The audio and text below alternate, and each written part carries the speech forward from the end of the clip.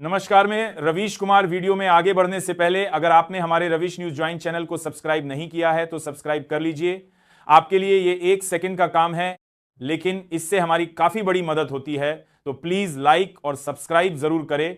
Comment में ये जरूर बताइए कि आप हमारी वीडियो किस देश और राज्य से देख रहे हो और आप देख रहे हैं वो वक्त जब सच बोलना गुनाह बना दिया गया है और सवाल पूछना एक साजिश मान लिया गया है। दोस्तों, क्या अब वो समय आ गया है जब इस देश की 5.25 करोड़ जनता के सामने वो सारे पर्दे हटने वाले हैं जिनके पीछे एक लंबा मौन बैठा है? क्या अब वो पन्ने खुलने जा रहे हैं जो अब तक बंद रखे गए थे सिर्फ इसलिए क्योंकि वहां कुछ राज थे? क्या पूरा मामला आइए इस वीडियो में समझाने की पूरी कोशिश करूंगा, लेकिन वीडियो में आगे बढ़ने से पहले वीडियो को एक लाइक जरूर से कर देना।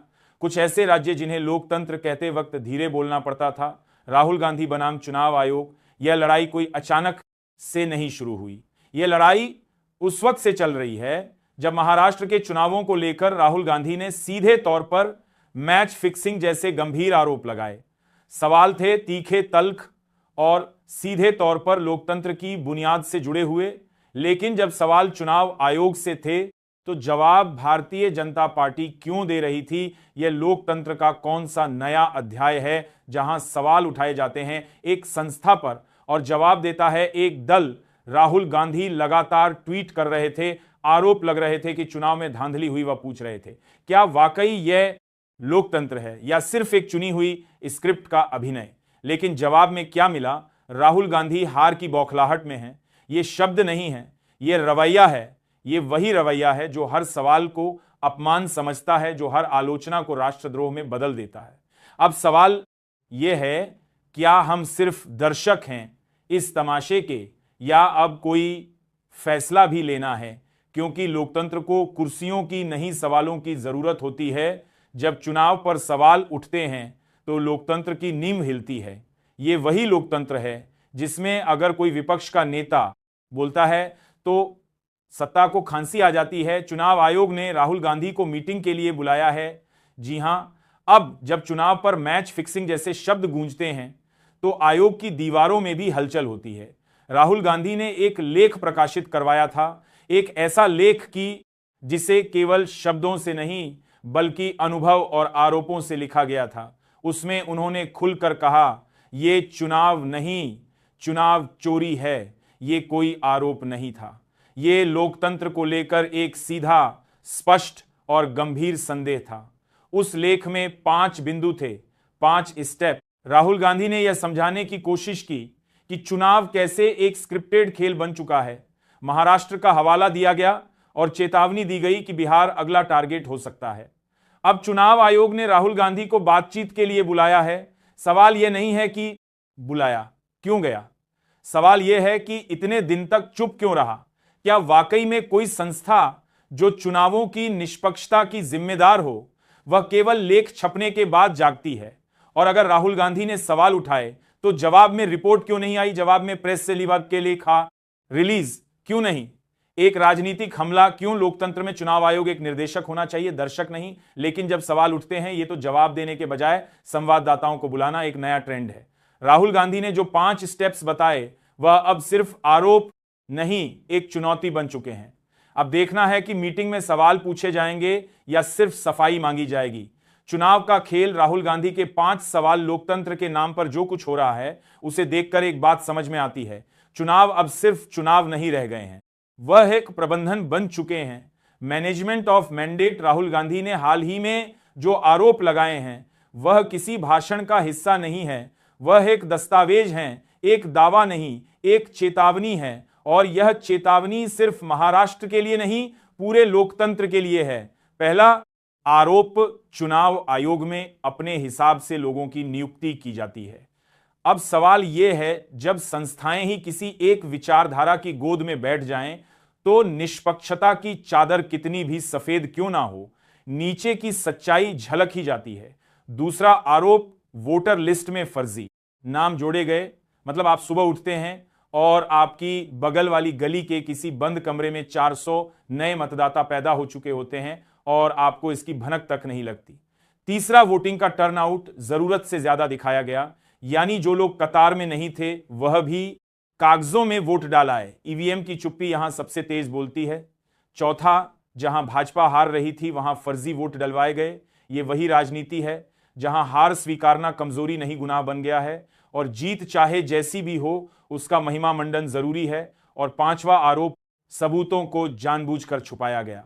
अब यह बात सिर्फ एक नेता की नहीं है, यह सवाल हर उस नागरिक का है जो लोकतंत्र में सिर्फ वोटर नहीं भागीदार बनना चाहता है।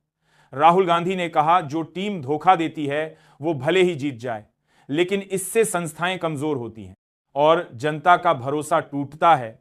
और यहीं पर सबसे बड़ा खतरा पैदा होता है, क्योंकि लोकतंत्र की इमारत सवालों से नहीं भरोसे से खड़ी होती है। अब फैसला जनता का है क्या? वह इन 5 सवालों को पढ़कर चुप रहेगी या फिर पूछेगी इस मैच में असली खिलाड़ी कौन था और स्कोर कार्ड पहले से ही क्यों लिखा गया था?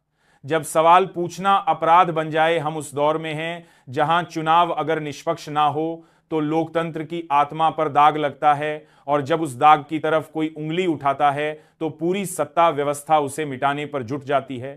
राहुल गांधी ने सवाल पूछे, लेकिन वह सवाल सिर्फ आरोप नहीं थे, वह एक चेतावनी थी। चेतावनी उस लोकतंत्र के लिए जो अब भी उम्मीद करता है कि निर्वाचन आयोग एक निष्पक्ष संस्था है। उन्होंने कहा, अगर निष्पक्ष चुनाव नहीं होंगे तो जनता का भरोसा तंत्र से उठ जाएगा और यही सबसे बड़ा डर है। जब संस्थाओं पर भरोसा उठता है तब सिर्फ सरकारें नहीं, मुल्क की जड़ें हिलने लगती हैं। इलेक्शन कमीशन ने इन आरोपों का जवाब दिया। जवाब में भावनाएं थी। उन्होंने कहा, यह सारे आरोप बेबुनियाद हैं, कोई धांधली नहीं हुई। उन्होंने तो यहां तक कहा कि महाराष्ट्र की मतदाता सूची पर सवाल उठाना कानून का अपमान है। लेकिन सवाल यह है, जब लोकतंत्र का सबसे बुनियादी आधार मतदान ही सवालों में घिर जाए तब जवाब भावनाओं से नहीं तथ्यों से आने चाहिए। राहुल गांधी ने तो सवाल चुनाव आयोग से किए थे, लेकिन जवाब कौन दे रहा था? भारतीय जनता पार्टी क्या? यह वही लोकतंत्र है जहां संस्था से सवाल पूछो और जवाब पार्टी दे क्या? यह वही व्यवस्था है जहां हर सवाल को हार की बौखलाहट कहा जाता है। जब राहुल गांधी ने पूछा चुनाव में फर्जीवाड़ा हुआ या नहीं, वोटर लिस्ट में हेराफेरी हुई या नहीं, तब भाजपा नेता प्रकट हो गए। शर्मनाक है, बौखलाहट है, निराशा है, पर जवाब नहीं। लेकिन आज की जो खबर है वह शायद राहुल गांधी के लिए एक नैतिक जीत है। नैतिक जीत, क्योंकि जब कोई संस्थान बातचीत के लिए बुलाता है तो इसका मतलब ये नहीं कि वह सिर्फ समझाना चाहता है, बल्कि यह भी हो सकता है कि अब वह सुनने को भी तैयार है और यही बदलाव की शुरुआत होती है। ये वही दौर है जब किसी नेता का सवाल पूछना उसकी जीत बन सकता है और शायद राहुल गांधी की इस मुद्दे पर यही नैतिक जीत अब सामने आती दिख रही है। जो सवाल उन्होंने महाराष्ट्र चुनाव को लेकर उठाए, मैच फिक्सिंग, वोटर लिस्ट में हेराफेरी, टर्नआउट का खेल, अब चुनाव आयोग उसी मुद्दे पर उनसे बातचीत करने को तैयार हो गया है। अब मीटिंग होगी, चर्चा होगी, दोनों पक्षों से सबूत सामने रखे जाएंगे। और आप जानते हैं, जब सबूत टेबल पर रखे जाते हैं तो सिर्फ तर्क नहीं टकराते, कई ऐसे राज भी खुलते हैं जिन्हें अब तक दफना दिया गया था। क्या अब वह समय आ गया है जब मोदी जी और अमित शाह की उस रणनीति पर भी चर्चा होगी जो पर्दे के पीछे से चुनावी मशीन को चलाती रही? क्या अब इस देश की जनता देख पाएगी कि दूध में कितना पानी था और पानी में कितनी साजिश? राहुल गांधी ने एक और गंभीर सवाल उठाया था। 5:00 बजे के बाद की वोटिंग का फुटेज कहां है? पहले नियम था कि 1 साल तक चुनावी फोटो वीडियो रिकॉर्ड रखे जाते थे, लेकिन जैसे ही राहुल गांधी ने सवाल उठाया नियम बदल दिया गया। अब सिर्फ 45 दिन तक स्टोर किया जाएगा। यह बदलाव क्यों किया गया? क्या इसलिए कि सवालों के जवाब ना देने पड़े या इसलिए कि डाटा खत्म हो गया? नाम की तकनीकी चादर में सच को लपेटा जा सके। जब संस्थाएं जवाब नहीं देती तो उनका मौन सबसे तेज बोलता है। और अब जब चुनाव आयोग ने राहुल गांधी को बुलाया है तो शायद वह आवाज अब दीवारों से टकराकर लौटेगी नहीं, बल्कि फाइलों के बंद कोनों से निकलकर संसद की गूंज, जिससे जवाब चाहिए था वही सबूत मिटा रहा है। आपकी क्या राय है? आप हमें कमेंट करके बताइए। चलो मिलते हैं एक और वीडियो के साथ।